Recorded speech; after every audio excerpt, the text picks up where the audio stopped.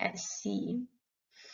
Hernando de Soto from 1541 to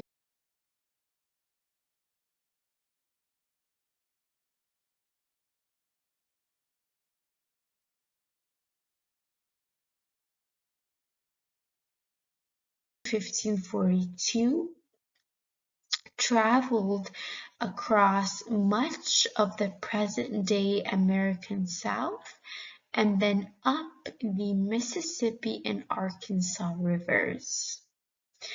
Now, another figure, Pedro Menendez de Avilés and a group of 1,500 soldiers and colonists established St. Augustine in northern Florida, partly in response to threats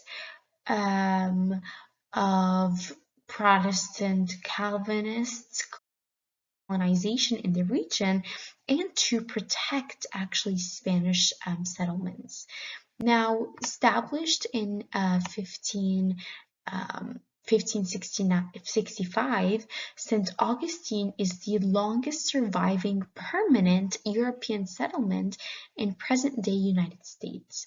Now, many of the early Spanish settlements in what is now the United States were established as buffers against French, English, and Russian settlements.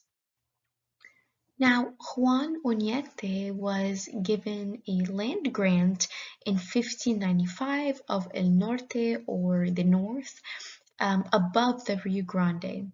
He and a group of colonists settled in the region that is present-day New Mexico in 1598. After a revolt by the Ocoma Pueblo in December 1598, Oñate responded harshly. He ordered the killing of many Pueblo men, women, and children to put down the revolt.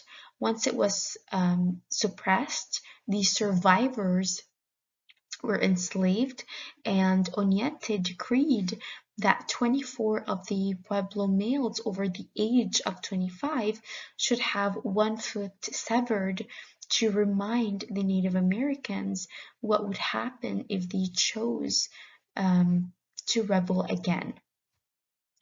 Now, Spaniards in the first permanent settlements in the Southwest were more eager to pacify the Native Americans there than to conquer them. In addition, they often grudgingly recognized that the Native American nations in the Southwest retained greater power in the region than did the Spaniards. They therefore established missions in order to try to convert them to Catholicism and to quote-unquote civilize them. Those Native Americans who lived in missions, including many Hopi, Zuni, and Pueblo peoples, agreed to move to the missions and become subject to Spanish rule in exchange for peace and the promises of protection from the Apache and other enemies. They were expected to provide labor for the missions even after the missions became secularized. Many other Native Americans in the Southwest, however, especially the Apaches, resisted the attempts by Spanish priests, settlers, or leaders to control the region. Mestizo, or from Spanish, the word mixed, basically they were children of relationships between Spanish men and Native American women, became the majority of the new Spanish population. The limited number of Spanish or other European women who moved to New Spain played a role in the growth of this mestizo community.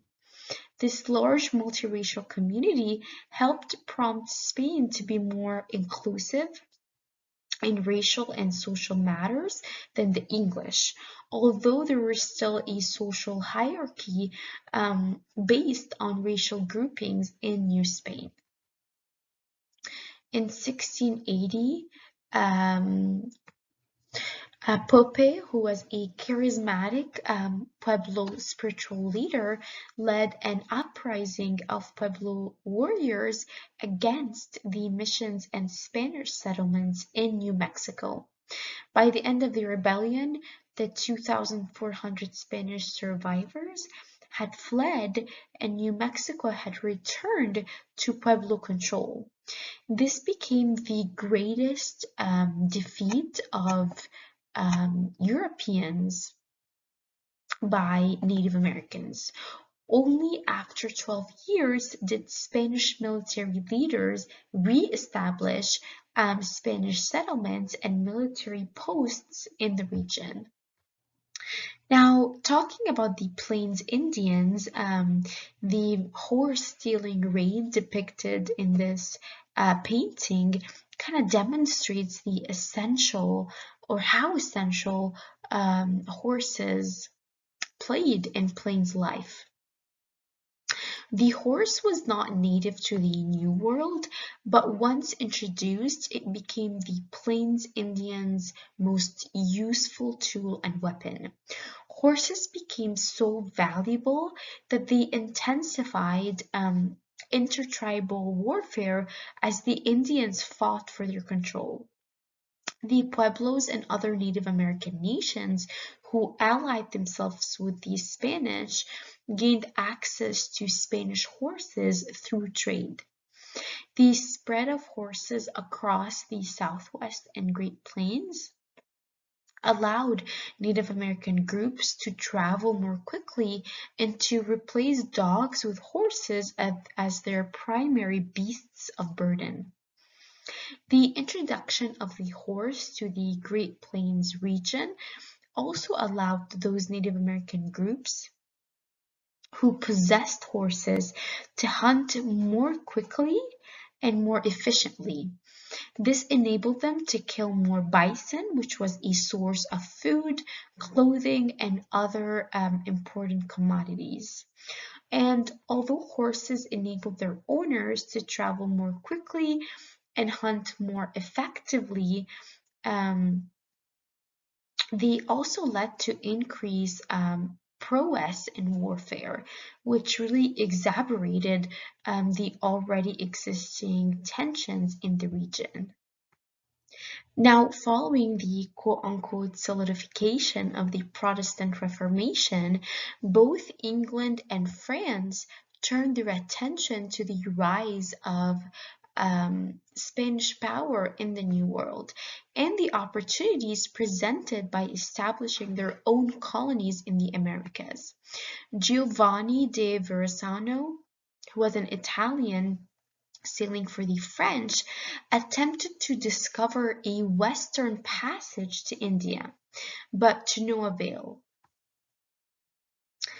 Now, Jacques Cartier explored the Gulf of St. Lawrence in Canada and traveled up the St. Lawrence River between Canada and New York. After that, the French became mired in religious wars and lost interest in the area. In the 1600s, the French became involved in the lucrative fur trade in Canada and the New France region. Samuel de Champlain led this effort. The fur trade remained important to the French and ultimately led them to establish trade posts and settlements in Illinois, Ohio, and Mississippi River valleys. Now, the Netherlands had passed to Spanish control and revolted that rule in 1567. The Dutch rebellion lasted until 1648, when its official independence was recognized. And despite its ongoing rebellion and England's support for the rebels, both the Dutch and the English continued to benefit from lucrative trade with Spain and its colonies. Now, the map that you see here depicts the arrival of English explorers on the Outer Banks. Now, Queen Elizabeth actively worked to subvert the policies of the Spanish, but not to engage in actual warfare. She walked a fine line that was led by John Hawkins and Francis Drake. And perhaps the most dire threat to Queen Elizabeth's throne came in the form of the Spanish Armada, which was dispatched in 1588 to defeat the British Navy and remove Elizabeth as queen, partly in an effort to stop English support of revolutionaries in the Netherlands. The invincible Armada was destroyed in a storm on the way. And with the Armada thus defeated, England gained a free hand in establishing settlements in the New World. Sir Walter Raleigh established a colony in present-day North Carolina and then returned to England. When he returned 3 years later, the colony had vanished. Recent evidence had revealed that the colony experienced severe drought during the time that he was gone. So, that could provide as an explanation. From 1492 until the mid-1600s, the Spanish Empire grew to include much of southern Europe, the Netherlands, much of the Americas, and regions in Asia. Increasing costs and the difficulties involved with maintaining control, however, combined with competition and conflict within Europe and abroad among the European powers, increasingly undermined Spain's control. A lack of settlers planning to remain in New Spain and a focus on the extraction of resources instead of building colonial settlements kind of added also to this decline. And with that, we wrap up this chapter. Just a couple things. Again, make sure that you have listened carefully to this recorded lecture and that you also kind of use this as an important study guide since this is where your examination will be coming from, of course, along with your chapter readings. And this also is a very brief video that I would recommend you watch if you want. I will leave a link for it on your screen, and it will just give a very brief summary of what we talked about in this chapter. And finally, I will see you in the next chapter.